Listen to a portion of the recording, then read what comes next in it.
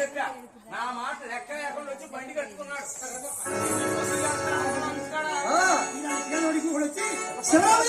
మీ అమ్మాయి మా అబ్బాయికి నడిపింది కనిపించి నడిపింది.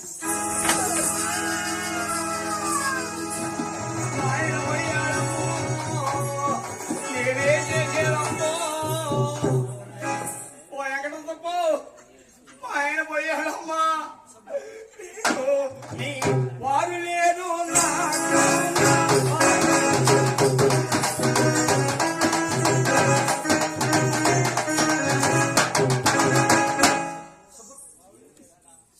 పెడిపోయాడు. మా ఆయన పాపం వరకనే ఉండేవాడు. అట్లుందా పెన్షన్ వచ్చి పెన్షన్ కూడా ఎక్కడ చేశాడు. అప్ప మా ఆయన కనపడ్డా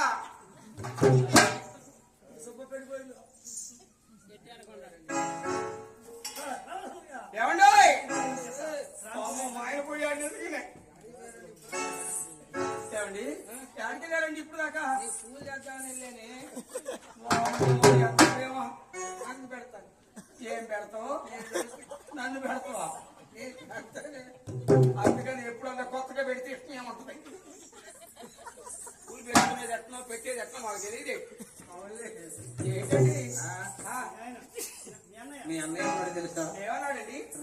ఏంటి అన్నయ్య ఏమన్నాడు తెలుసా? మనకు తింటానికి తిండి లేదు అన్నాడా? ఉంటానికి అన్నాడా? అన్నాడే. తింటానికి తిండి కాయలు నేను తింటాను. అసలు ఇన్ని కాయలు నాకెందుకు? ఆకలి తట్టుకోలేక చూడు వెంకటరాజు పొలం తెచ్చాడు. అరగల నాకి ఉంటానికి గృహం లేదు అంటున్నాడు. 7 పిల్లలు కూడా 7 ఏళ్ళ కలిసి జనం పైన ముప్పట్టం పిల్లల సంఖ్య వేసుకొని జనం పరిగెత్తడం. ఇది మన చదువు మన సంసారం ఇప్పుడు దాకా ఎట్టు వచ్చింది. ఏం చేస్తుంది సరళా కాబట్టి 3 ఇళ్ళు కట్టింది. పాలు అమ్ముకోని కష్టపడది కొన్నది. నువ్వేం కష్టపడ్డావు? మగవాడు అయినందుకు ఆడదాం కష్టపడతాయి. నువ్వేం కష్టపడ్డావు అంటున్నావు? మగవాడు వేయాలనుకుంటున్నాగా. దానికంటే ఎక్కువ మాకు గృహానికి పోదామే. రాను అరే చెప్పాను తిండి లేదు ఉంటాను గృహం లేదు వెళ్ళమన్నాడు. వెళ్ళిపోమన్నాడా?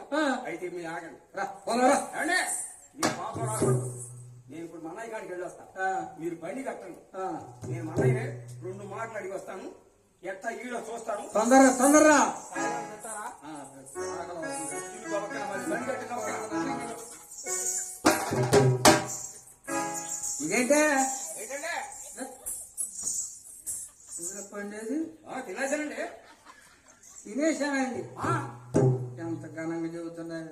ఏంటా బండి తోలేని ఆకలి అవుతుందంటే నువ్వు తినండి.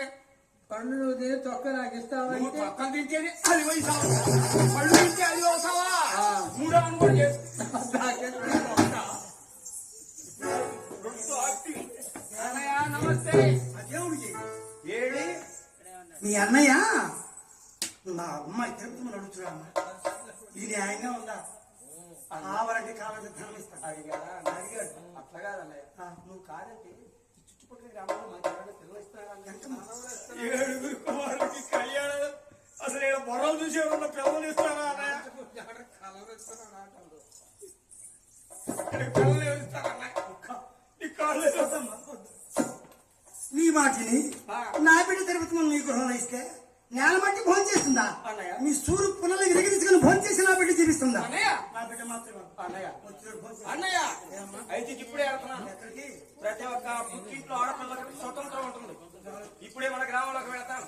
కాపుల్ని, కళాలని, శనగల్ని, పెద్దల్ని, సొక్కవాళ్ళని, బుర్రల్ని మొత్తాన్ని తీసుకొస్తాను.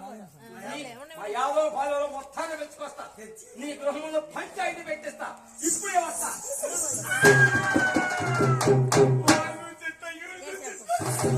పక్క బొగుంది గ్రామంలోకి వెళ్ళి కాపులు కర్రాలు మురుషులు పంచాయతీ పెట్టించినా సరే నా బిడ్డను ఏం చేస్తా? ఇవ్వన జీవను ఏం చేస్తావు? స్వామినైనా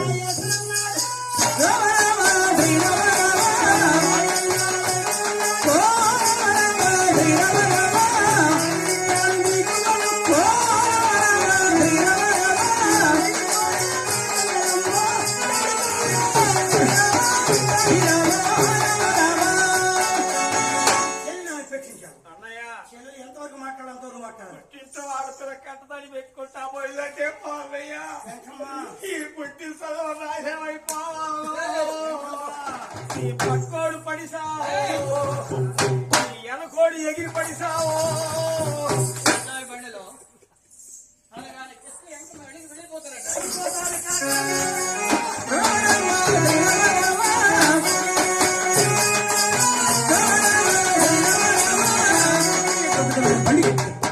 హడావుడిగా వెళ్ళిపోతున్నా.